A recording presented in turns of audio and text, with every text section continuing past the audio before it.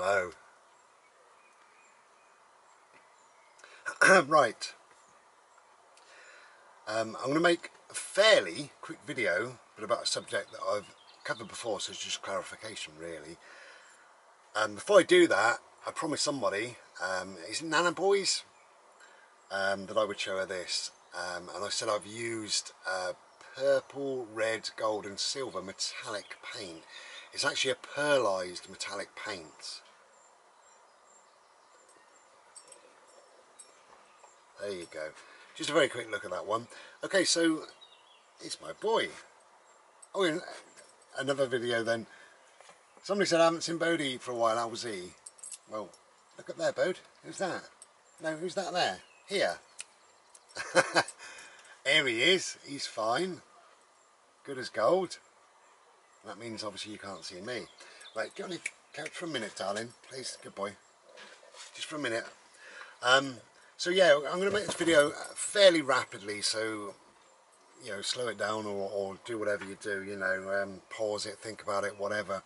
And I'm going to be talking about mental illness again. I've spoken about it several times, particularly depression and anxiety.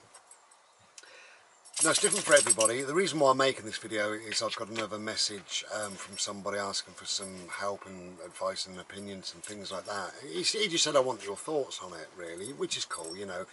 But there are a number of videos out there that I've made on this subject, and of course there's far better people than me out there as well. Love it. So,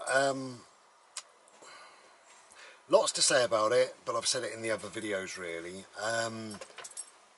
You are not, you know, when you define yourself as, you know, suffering from anxiety, suffering from depression, blah, blah, blah, you know, don't define yourself. Yes, it's part of you, it's part of what you've got to put up with. And we, and I include myself, you know, we are damaged people in many respects, but we're not broken people, okay? If something is totally broken, maybe it's irreparable, but when it's damaged, you can fix it. And I think you can fix, to a degree, I think you can fix a lot of depression type ailments, and that involves social atrophy or anxiety, and lots of different things like that really, you know. And again, also change your words as well, you know. Rather than saying I suffer from blah blah blah, I manage. And that's why I said I include me, because I've got dysthymia, and dysthymia, very very briefly, but it's a constant depression. You'd never know it really, because I manage it. I don't feel the need to suffer. Not that I'm saying anybody feels the need, but you can, by choosing your words or putting your stuff out there into the ether, into the cosmos, universe, whatever, that's what you become. So if every day you say I suffer from this, I suffer from that, I suffer, then at the end of the day you will suffer. That's how it will be. I manage, so I manage my depression. So every day I manage. So I manage. It comes back to me that I am managing my depression. So it's important to think about your words and what have you.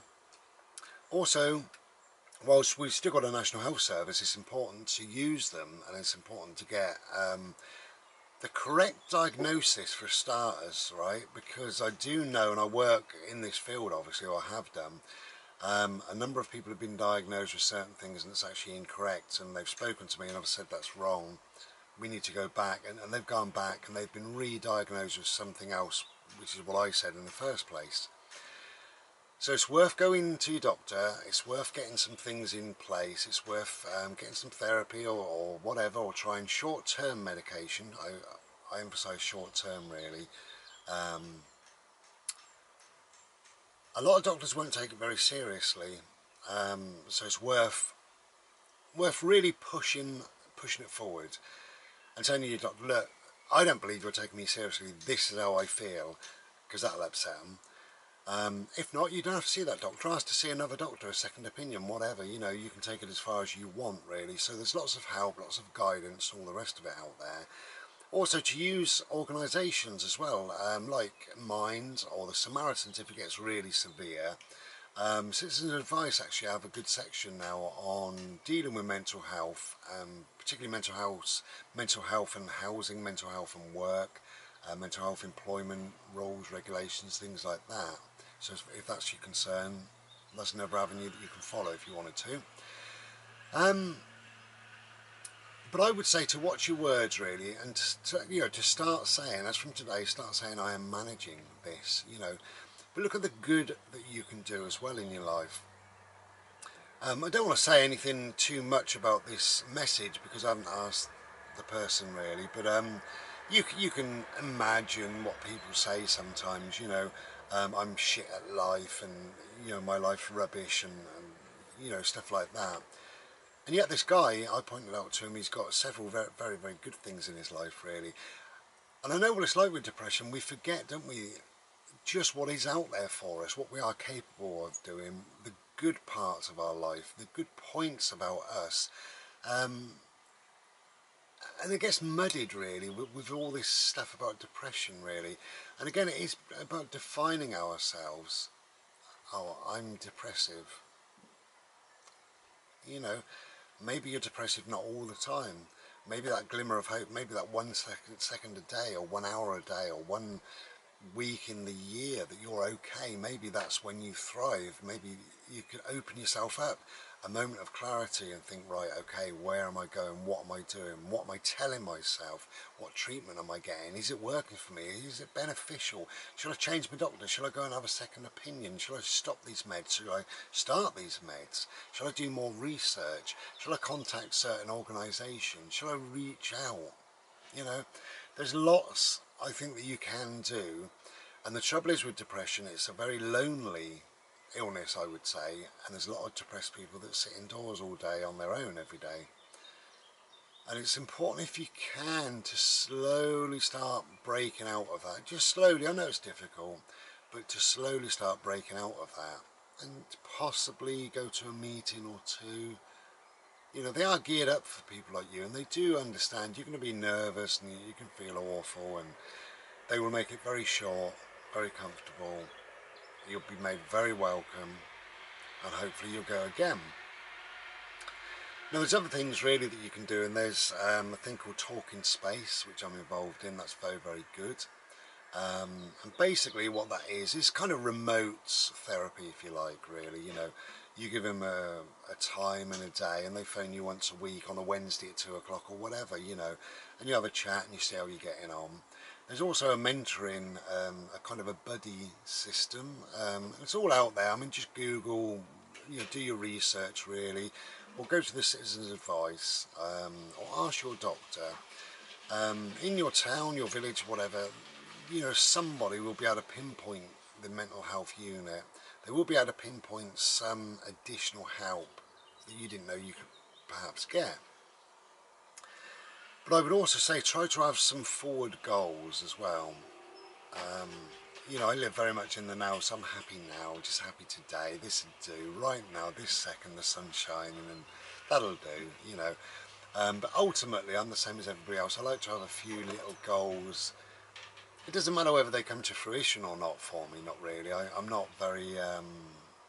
I'm not materialistic in a material way, as in consumerism and goods and items and stuff, but I'm not very materialistic in life goals either. If things work, they do. If they don't, they don't. That's absolutely fine, I'm not bothered really. I'm happy, and that's the end of it really, But my forward goals, I sometimes make plans to go travelling somewhere, or to meet up with friends, or to do something, whatever, And if they work, and it's fantastic, So if you can do that, if you can travel a bit or meet friends, make new friends perhaps, start a new interest or hobby.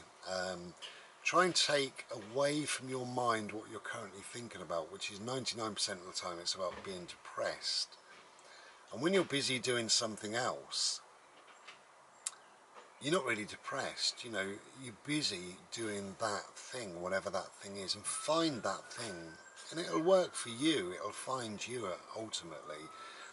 But there's lots you can do. You don't have to be, you don't have to go nightclubbing, do you really, because when you're depressed, that's not what you're into. But there's photography, isn't there, and poetry and art and reading and writing, and maybe you could invite friends round for a meal every Friday night or something like that, you know, or join a very quiet little club, or learn how to meditate. You know, you better than your doctor, better than me, you know. But look for those little cracks, little glimmers of light, and jump into them, you know, because the darkness doesn't last forever. You know, with dysthymia, with what I've got, it's there all the time, but I'm still managing it, not suffering from it. I hope some of that's helped, but please have a look at the other videos, and I'm sure there's a million videos out there on YouTube, really, by very eminent people that really know their stuff. So again, it's all a matter of doing your research, think, read, watch, treat it like a job. I'm going to get better, I am getting better. Tell yourself I am getting better, and just take that step, just that one step. That's all it takes sometimes. Okay, hope that's helped. Take care and be well. Try and be glorious.